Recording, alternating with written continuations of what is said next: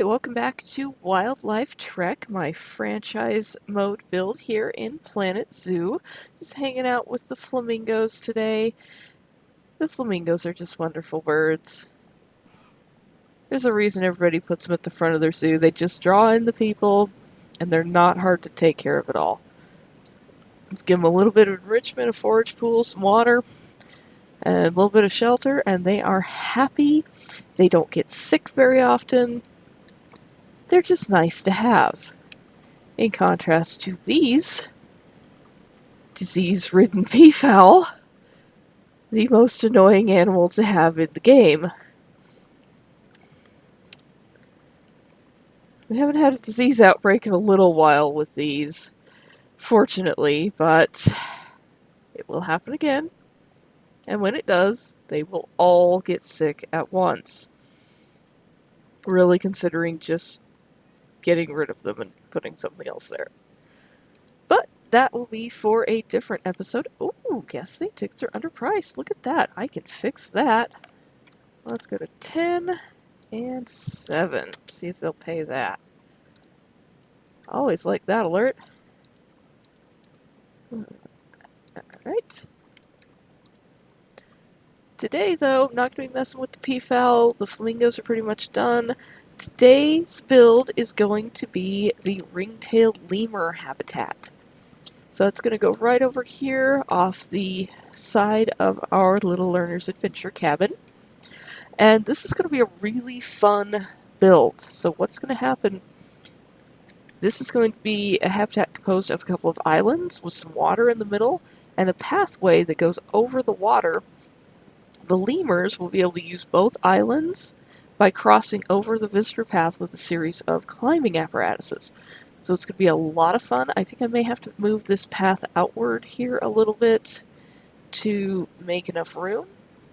That's alright, it doesn't really go anywhere at this point. Got about $300,000 in the bank, and it's just skyrocketing. Don't have a whole lot of conservation credits at the moment. Kind of lacking in that.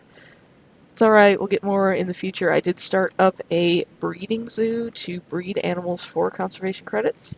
And for the community challenges... Oh, vandalism. Why? Why? Why do you people have to do this? I swear, the guests are worse than the animals. The animals are well behaved. Last episode did put in the Aldabra tortoises. They are doing great. Got a bunch of babies in here. Very happy. They need a little bit more hard shelter, amazingly enough. Really? You all can't fit in there? Okay, we'll give them more hard shelter in a bit. Not too worried about that, though. Their welfare is still all in the green. We put in our pollinator garden here as well, beside the tortoises, using the emitters for the falling leaves, the dandelions, and the falling blossoms to hopefully kind of mimic the look of insects. I may have overdone it a little bit. I tend to do that. I tend to cram just way, way, way too much in there. I may think about go ahead and removing a few of these and maybe spread them out a little bit more. We'll see. But I'm quite happy with that. We also have our first 2 exhibits in. We have the Amazonian giant centipede. Is that what that is? Yeah, that's what that is. And the diamondback terrapin. They fit really well in here. I'm really happy with the little facade that I built out using the concrete fake tree roots and branches. And then the hanging orchids and plumeria. I'm happy with it. I think it looks pretty good. Probably go ahead and put this up on the Steam Workshop just because it came out really nice. I think other people might want to use it as well. But let's get started building out the lemur habitat. So first thing I'm going to do is I'm going to put in where the water is going to go. So coming right here, I'm just going to chisel down with the chisel tool, maybe, if it'll continue to work. What is the alert? Research, yay. Excellent. So I've unlocked the first level of every theme, so all the scenery pieces are now available to use. Working on getting the food shops, researched out, and then we'll probably go to power after that, and then finish out the drink shops. I'll go back to what I was doing here. Oh, vet research is complete. Excellent. What do we have here? Alright, we're getting the Diamondback Terrapin unlocked.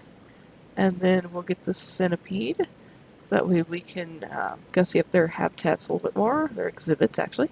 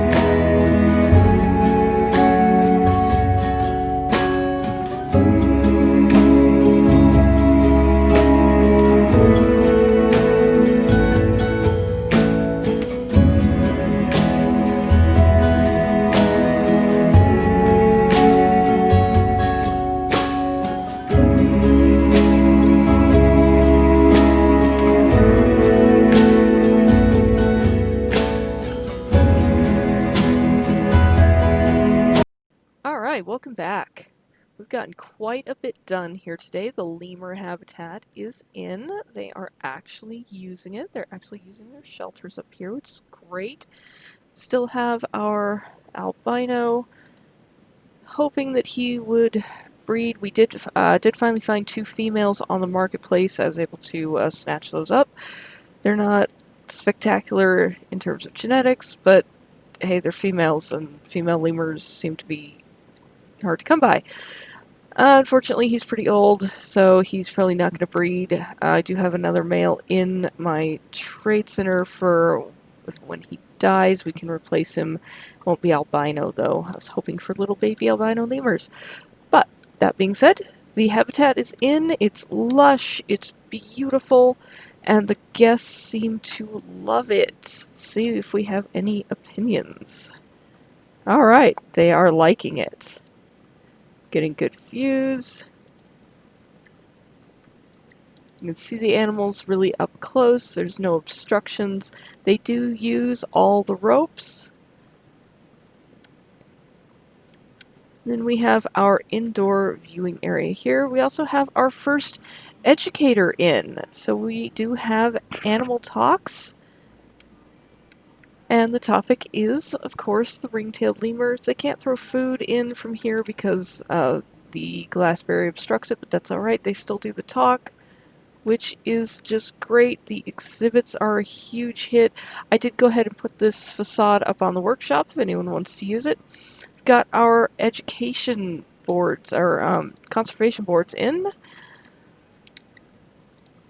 So this cabin is fulfilling its purpose as the educational center of the zoo, at least for now. Yeah, this has come out great. We've got the paths going out. We'll fill this in with something over here. Not sure what at this point. May expand the flamingos just a little bit to give them a little bit more space because I think they're getting a bit overcrowded in here. Let's see. Space is okay, swimming area isn't. So, yeah, I might go ahead and expand them out into this area a little bit and then maybe put in another garden over here. And then I've also gone ahead and put in the little playground area. I did get this playground off the workshop. I didn't see any point in trying to make something when other people have already made just absolutely spectacular pieces. Just saves a little bit of time for some of the, the set pieces that aren't necessarily going to be used in a habitat. This is walkable by the guests. They obviously don't use the climbing structures, but they do walk through the little plaza here, just using the dirt paths to go through.